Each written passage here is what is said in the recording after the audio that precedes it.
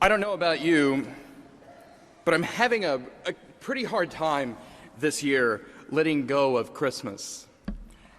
As Anglicans, of course, we enjoy a Christmas season that is mercifully a full 11 days longer than the one observed by Macy's and Target, right? Today is still Christmas, but today is the last day of Christmas. The so-called 12th day, absence of 12 drummers drumming notwithstanding, that's what this morning is. Tomorrow is the Feast of the Epiphany, January 6th. The celebration of the revelation of God to the whole world in Jesus, begun, as it were, in the revelation of the star to the Magi, which we just heard.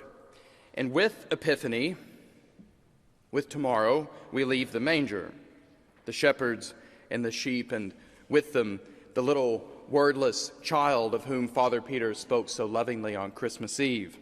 And from here on out, it will seem, or at least it seems to me, Jesus will be talking and walking. Sometimes I think walking away from us and talking about us more than to us. And this year I needed another 12 days with him before he could talk or walk. I needed another 12 days at the manger.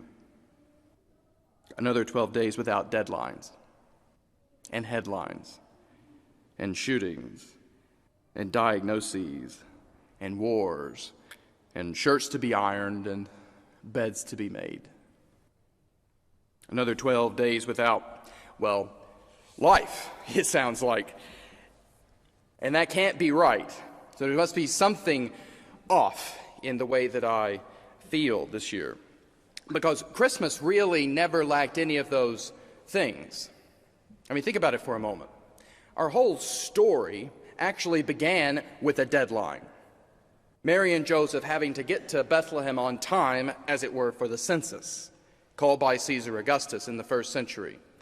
And soon after Jesus was born, headlines or news of it spread and reached all the way to Herod's palaces, as we heard just a moment ago. And in anger and fear, when the wise men didn't do as Herod had asked, when they didn't return to him to bring word of how Jesus was, Herod would be consumed by suspicion, and given his seemingly limitless power, he would soon order the summary execution of every male child under the age of 2 in Bethlehem and its environs. Mary and Joseph then fled into Egypt in an attempt to save their child's life from Herod's execution order. Mary having given birth perhaps just days before, an incredibly dangerous thing for a first century woman, even more so than it is today, and it still is. And let's not forget that at this point, Judea had effectively been under Roman rule for some 60 years, ever since Pompey the Great laid siege to Jerusalem in 63 BC. This is the world Jesus was born into, our world of headlines, deadlines, wars, and rumors thereof. A world in which his having no crib for a bed was the least of his worries, I think. Little boy Jesus certainly making do with whatever clothes and rags Mary and Joseph happened to have brought with him from Nazareth, but making do with all the rest of it too. The only silence there being that night, I imagine, was the one in their hearts. The one that I think captured the minds and souls of the shepherds who visited them first, and subsequently the Magi. If Christmas didn't bring peace and quiet then, what did it? I think it brought light. Light figures centrally in all 3 birth narratives in the New Testament. In Matthew, which we just read, there is the light of that famous star, the astronomical epiphany that grabbed the Magi's hearts. Their homing beacon of the Spirit. In Luke, then there is the glory of the Lord which shone round about the shepherds, recall, and the appearance of the angel which made them sore afraid. And then in St. John's more poetic and theological telling, there is the very life that comes into the world in Jesus' incarnation, in the becoming flesh of God himself. John is looking at all of this from a spiritual or theological perspective. So there are no magi in his birth narratives, no cribs or caves or animals, but there's still light.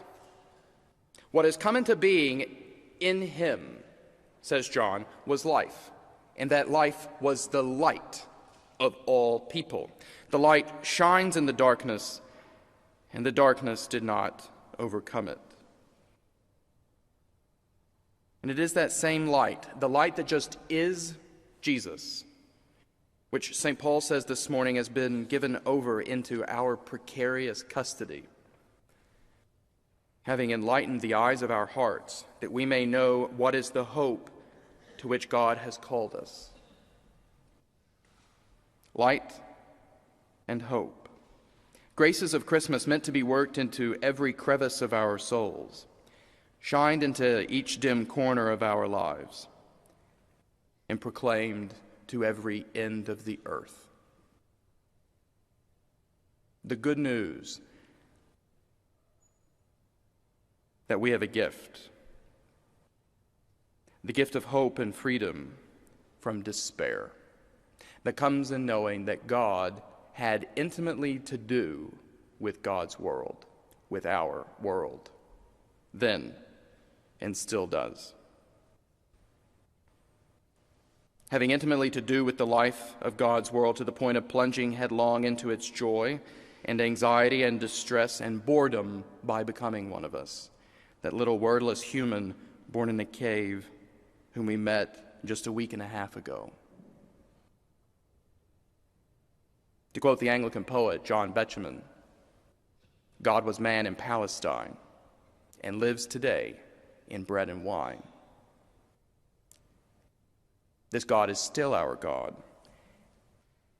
and he, Jesus, is our hope, not the new year. Jesus is our hope, and we can trust him to give us, if not peace and quiet, then light. Light, I believe, in Washington, D.C., and Baghdad, and Tehran. Light even in churches and synagogues and public squares in which victims of church shootings and anti-Semitic hate crimes are mourned. Light even in your office, in the copy room, wherever it is that you have lunch, even if it's a sad desk lunch. Or light in your laundry room, or in your kitchen when you have to do the dishes. I'm not sure where you are this year, whether you're happy or worried or overworked or bored. But wherever you are, remember that though these 12 days may soon be over, the grace of them never is. And may your prayer be the same that we just sang. O Jesus, while the star of grace impels us on to seek thy face, let not our slothful hearts refuse the guidance of thy light to use. In the name of the Father, the Son, and the Holy Spirit, amen.